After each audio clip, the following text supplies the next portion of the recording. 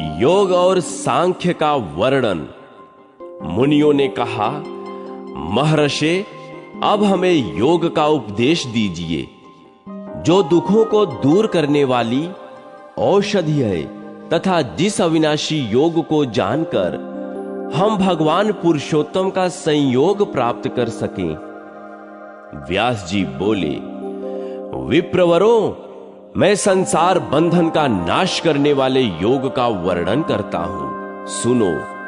उसका अभ्यास करके योगी पुरुष परम दुर्लभ मोक्ष को प्राप्त कर लेता है। पहले गुरु की भक्ति पूर्वक आराधना करके बुद्धिमान पुरुष योग शास्त्र, इतिहास, पुराण और वेदों का श्रवण करें।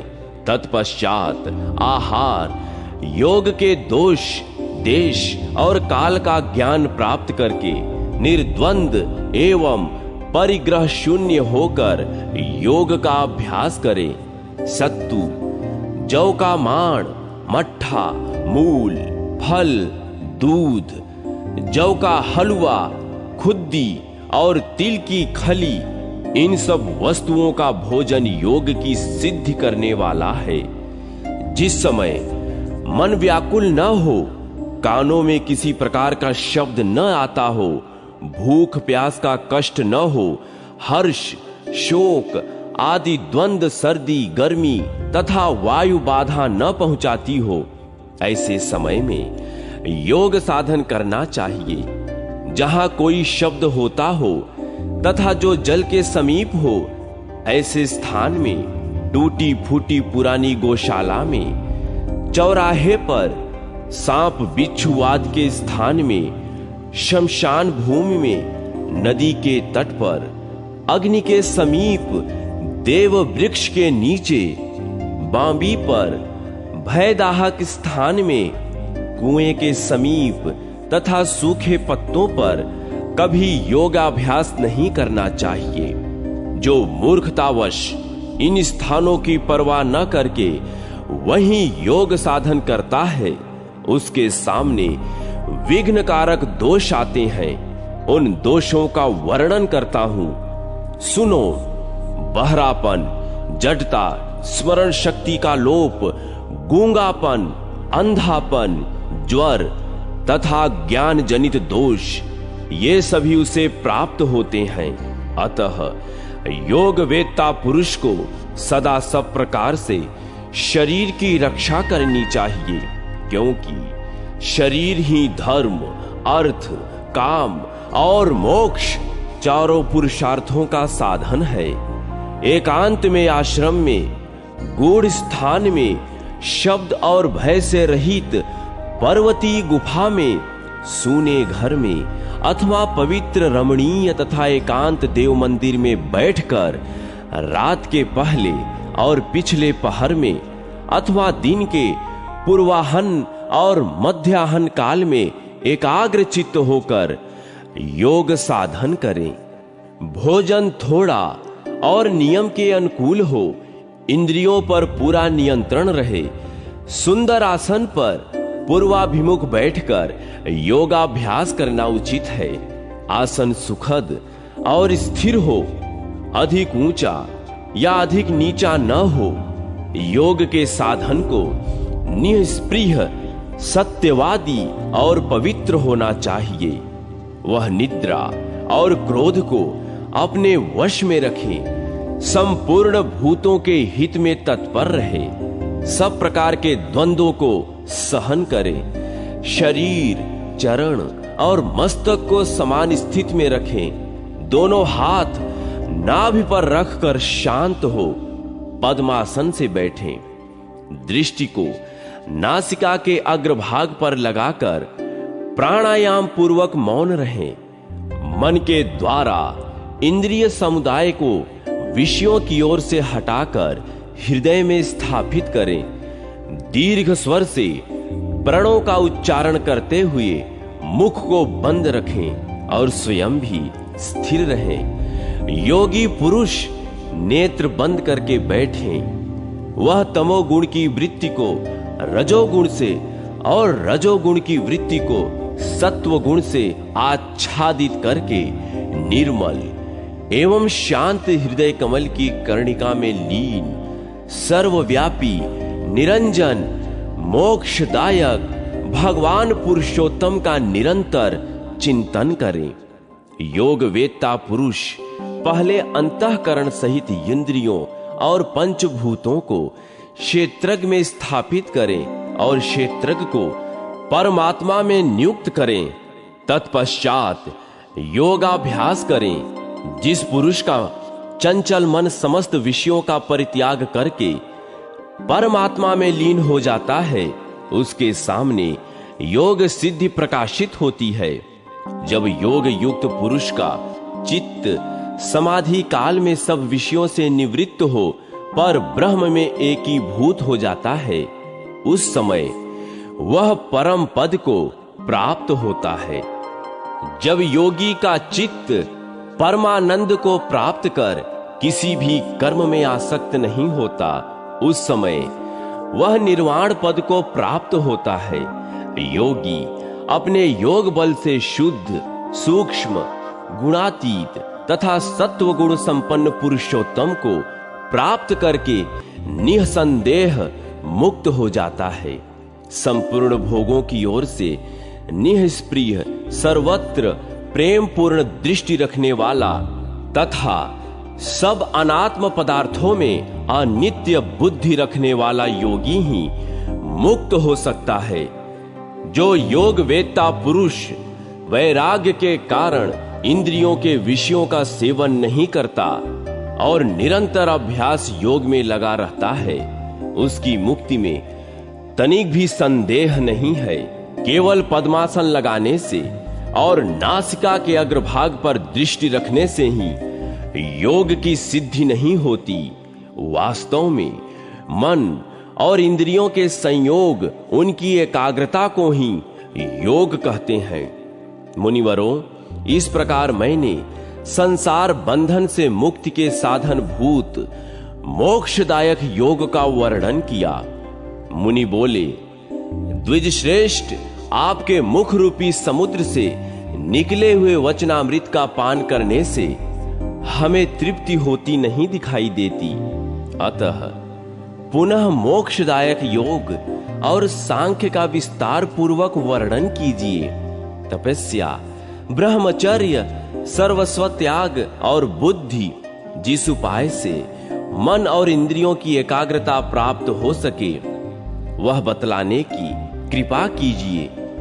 व्यास जी ने कहा, विद्या, तप, इंद्रिय निग्रह और सर्वस्व त्याग के बिना कोई भी सिद्धि नहीं पा सकता। संपूर्ण महाभूत विधाता की पहली सृष्टि है। वे प्राणियों के शरीर में भरे हुए हैं। पृथ्वी से देह का निर्माण हुआ है। चिकनाहट और पसीने आदि जल के अंश हैं। अग्नि से नेत्र तथा वायु से प्राण और अपान उत्पन्न हुए हैं। नाक, कान आदि के छिद्र आकाश तत्व के स्वरूप हैं। चरणों में विष्णु, हाथों में इंद्र और उदर में अग्नि देवता भोक्ता रूप से स्थित रहते हैं। कानों में श्रोत्र इंद्रिय और दिशाएं हैं। जिह्वा में वाक इंद्रिय और सरस्वती देवता का निवास है। कान, त्वचा, नेत्र, जिह्वा और नासिका, ये 5 ज्ञान इंद्रियां हैं। उन्हें विषयानुभव का द्वार बतलाया गया है। शब्द, स्पर्श, रूप, रस और गंध ये इंद्रियों के विषय हैं। इस महान आत्मा का दर्शन नेत्रों अथवा संपूर्ण इंद्रियों से नहीं हो सकता। यह विशुद्ध मन रूपी दीपक से ही बुद्धि में प्रकाशित होता है। परमात्मा शब्द, स्पर्श, रूप, रस और गंध से हीन, अविकारी तथा शरीर और इंद्रियों से रहित है, तो भी शरीर के भीतर ही इसका अनुसंधान करना चाहिए।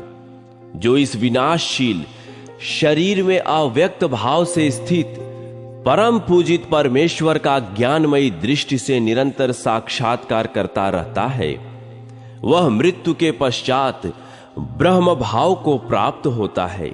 ज्ञानी जन विद्या विनय संपन्न ब्राह्मण में तथा गौ, हाथी, कुत्ते और चांडाल में भी समभाव से ही देखने वाले होते हैं। जिससे यह संपूर्ण जगत व्याप्त है, वह परमात्मा समस्त चराचर प्राणियों के भीतर निवास करता है। जब जीवात्मा संपूर्ण प्राणियों में अपने को और अपने में संपूर्ण प्राणियों को स्थित देखता है, उस समय वह ब्रह्म भाव को प्राप्त हो जाता है। अपने शरीर के भीतर जैसा आत्मा है, वैसा ही दूसरों के शरीर में भी है। जिस पुरुष को निरंतर ऐसा ज्ञान बना रहता है, वह अमृत तत्व को प्राप्त हो जाता है। जो संपूर्ण प्राणियों का आत्मा होकर सबके हित में लगा हुआ है, जिसका अपना कोई मार्ग नहीं है, तथा जो ब्रह्म पद को प्राप्त करना चाहता है, उसके मार्ग की खोज करने में देवता भी मोहित हो जाते हैं। जैसे आकाश में चिड़ियों के और जल में मछलियों के चलने के चिन्ह दिखाई नहीं पड़ते, उसी प्रकार ज्ञानियों की मति का भी किसी को पता नहीं चलता। काल संपूर्ण प्राणियों को पकाता और नष्ट करता है, किंतु जहां काल भी पकाया जाता है, जो काल का भी काल है, उस आत्मा को कोई नहीं जानता। पर ब्रह्म परमात्मा न ऊपर है न नीचे है, न इधर है न उधर है, और न बीच में ही कोई किसी अंश में उसको ग्रहण कर सकता है। संपूर्ण लोक उसके भीतर ही स्थित हैं, उसके बाहर कुछ भी नहीं है। यद्यपि कोई धनुष से छूटे हुए बाण अथवा मन के समान वेग से निरंतर आगे की ओर दौड़ता रहे, तो भी कभी उस परमेश्वर का अंत नहीं पा सकता। उससे अधिक सूक्ष्म तथा उससे बढ़कर स्थूल दूसरी कोई वस्तु नहीं है। उसके सब ओर हाथ पैर हैं, सब ओर नेत्र हैं, तथा सब ओर सिर, मुख और कान हैं। वह संसार में सबको व्याप्त करके स्थित है। छोटे से छोटा और बड़े से बड़ा भी वही है। यद्यपि वह सब प्राणियों के भीतर निश्चय ही स्थित रहता है, तो भी वह किसी को दिखाई नहीं देता। शर, अक्षर ये पुरुष के दो भेद हैं। संपूर्ण भूत तो शर है और दिव्य अमृत स्वरूप चेतन आत्मा अक्षर अविनाशी है। 9 द्वारों वाला पुर शरीर का निर्माण करके जितेंद्रिय तथा नियम परायण हंस उसमें वास करता है। समस्त चराचर भूतों का आत्मा ऐसा ही है। अजन्मा आत्मा भांति भांति के विकल्पों का त्याग और शरीर का संचय करता है। इसलिए पारदर्शी विद्वानों ने उसे हंस कहा है। हंस नाम से जिस अविनाशी जीवात्मा का प्रतिपादन किया गया है, वह कूटस्थ अक्षर ही है। इस प्रकार जो विद्वान उस अक्षर आत्मा को जान लेता है, वह जन्म मृत्यु के बंधन से छुटकारा पा जाता है। ब्राह्मणों, इस प्रकार तुम्हारे पूछने पर मैंने ज्ञान युक्त सांख्य का यथावत वर्णन किया। अब योग की बातें बताऊंगा, सुनो। इंद्रिय, मन और बुद्धि की वृत्तियों को सब ओर से रोककर व्यापक आत्मा के साथ उनकी एकता स्थापित करना ही योग शास्त्र के मत में उत्तम ज्ञान है। योगी पुरुष को शम दम से संपन्न होना चाहिए। वह अध्यात्म शास्त्र का अनुशीलन करे, आत्मा में अनुराग रखे, शास्त्रों का तत्व जाने और निष्काम भाव से पवित्र कर्मों का अनुष्ठान करे। इस प्रकार साधन संपन्न होकर योगोक्त उत्तम ज्ञान को प्राप्त करे। काम, क्रोध, लोभ, भय और स्वप्न ये 5 योग के दोष हैं। इन्हें विद्वान पुरुष जानते हैं। इन सभी दोषों का उच्छेद करके अपने को योग का अधिकारी बनाए। धीर पुरुष मन को वश में रखने से क्रोध पर और संकल्प का त्याग करने से काम पर विजय पाता है। सत्व गुण का सेवन करने से वह निद्रा का नाश कर सकता है। धैर्य के द्वारा योगी शिश्न और उदर की रक्षा करें। नेत्रों की सहायता से हाथ और पैरों की रक्षा करें। मन के द्वारा नेत्र और कानों की तथा कर्म के द्वारा मन और वाणी की रक्षा करें। प्रमाद के त्याग से भय का और विद्वान पुरुषों के सेवन से दंभ का त्याग करें। इस प्रकार योग के साधन को आलस्य छोड़कर इन योग संबंधी दोषों को जीतने का प्रयत्न करना चाहिए। वह अग्नि, ब्राह्मण तथा देवताओं को सदा प्रणाम करें। मन पर प्रभाव डालने वाली हिंसा युक्त उद्दंडतापूर्ण वाणी न बोले। तेजोमय ब्रह्म ही वीर्य अर्थात सबका आदि कारण है। यह संपूर्ण जगत उसी का कार्य है। समस्त चराचर जगत उस ब्रह्म के ही ईक्षण का परिणाम है। ध्यान, वेदाध्ययन, दान, सत्य, लज्जा, सरलता, क्षमा, शौच, आत्मशुद्धि एवं इंद्रिय संयम, इनसे तेज की वृद्धि होती है और पाप का नाश होता है। योगी को चाहिए कि वह संपूर्ण प्राणियों में समान भाव रखे। जो कुछ मिल जाए उसी से निर्वाह करे। पाप रहित तेजस्वी मीताहारी और जितेंद्रिय होकर काम और क्रोध को वश में करके ब्रह्म पद का सेवन करे। योगी रात के पहले और पिछले पहर में मन एवं इंद्रियों को एकाग्र करके ध्यानस्थ हो मन को आत्मा में लगाए। जैसे मशक में एक जगह भी छेद हो जाने पर सारा पानी बह जाता है, उसी प्रकार यदि साधक की 5 इंद्रियों में से एक इंद्रिय भी विकृत हो, विषयों की ओर चली जाए, तो वह अपनी बुद्धि और विवेक खो बैठता है। जैसे मछुआ पहले जाल काटने वाली मछली को पकड़कर पीछे अन्य मछलियों को पकड़ता है, उसी प्रकार योग वेत्ता साधक पहले अपने मन को वश में करे, तत्पश्चात कान, नेत्र, जिह्वा तथा नासिका आदि इंद्रियों का निग्रह करे। इन सब को अधीन करके मन में स्थापित करे और मन को भी संकल्प विकल्प से हटाकर बुद्धि में स्थिर करें। इस प्रकार 5 इंद्रियों को मन में और मन को बुद्धि में स्थापित करने पर जब ये इंद्रिय और मन स्थिर हो जाते हैं, उस समय इनकी मलिनता दूर होकर इनमें स्वच्छता आ जाती है। फिर अंतःकरण में ब्रह्म का साक्षात्कार हो जाता है। योगी धूम रहित अग्नि, दीप्तिमान सूर्य तथा आकाश में चमकती हुई बिजली की भांति आत्मा का हृदयादेश में दर्शन करता है। सब कुछ आत्मा में है और आत्मा सब में व्यापक है, इसलिए वह सर्वत्र दृष्टिगोचर होता है। जो महात्मा ब्राह्मण, मनीषी, धैर्यवान, महाज्ञानी और संपूर्ण प्राणियों के हित में तत्पर रहने वाले हैं, वे ही उस आत्मा का दर्शन कर पाते हैं।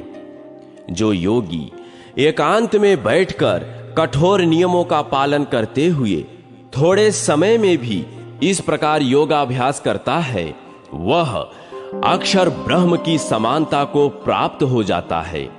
योग साधना में अग्रसर होने पर मोह, भ्रम और आवृत्त आदि विघ्न प्राप्त होते हैं। दिव्य सुगंध आती है, दिव्य वाणी का श्रवण तथा दिव्य रूपों के दर्शन होते हैं। अद्भुत बातें देखने में आती हैं, अलौकिक रस और स्पर्श का अनुभव होता है। इच्छानुकूल सर्दी और गर्मी प्राप्त होती है। वायु की भांति आकाश में चलने फिरने की शक्ति आ जाती है, प्रतिभा बढ़ जाती है और उपद्रवों का अभाव हो जाता है। योग से इन सिद्धियों के प्राप्त होने पर तत्ववेत्ता पुरुष उनकी उपेक्षा करके समभाव से ही उन्हें लौटा दें। वह योग का ही अभ्यास बढ़ाएं और नियम पूर्वक रहते हुए पहाड़ की चोटी पर शून्य देव मंदिर में अथवा वृक्षों के नीचे बैठकर योग का अभ्यास करें।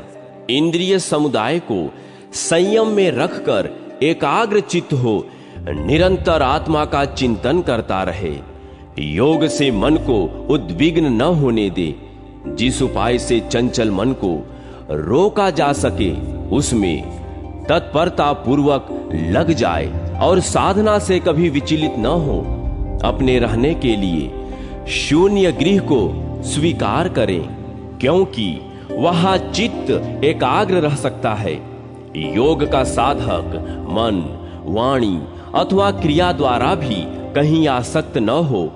वह सब की ओर से उपेक्षा का भाव रखे, नियमित भोजन करे तथा लाभ और अलाभ को समान समझे।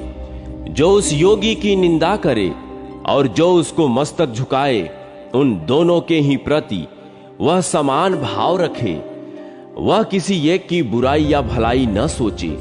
कुछ लाभ होने पर हर्ष से फूल न उठे और लाभ न होने पर चिंता न करे, अपितु वायु का सहधर्मी होकर सब प्राणियों के प्रति समान भाव रखे। इस प्रकार स्वस्थ चित्त होकर सर्वत्र समान दृष्टि रखने वाला साधक यदि 6 महीने भी निरंतर योग के अभ्यास में लगा रहे तो उसे ब्रह्म का साक्षात्कार हो जाता है। दूसरे लोग धन की इच्छा या संग्रह करने के कारण अत्यंत विकल हैं। यह देखकर उसकी ओर से विरक्त हो जाए। मिट्टी के ढेले, पत्थर और स्वर्ण को समान समझे। इस प्रकार योग मार्ग पर चलने वाला साधक मोहवश कभी उससे विचलित न हो। कोई नीच वर्ण का पुरुष अथवा स्त्री ही क्यों न हो, यदि उसे धर्म करने की अभिलाषा हो तो वह भी इस योग मार्ग से परम गति को प्राप्त कर सकता है।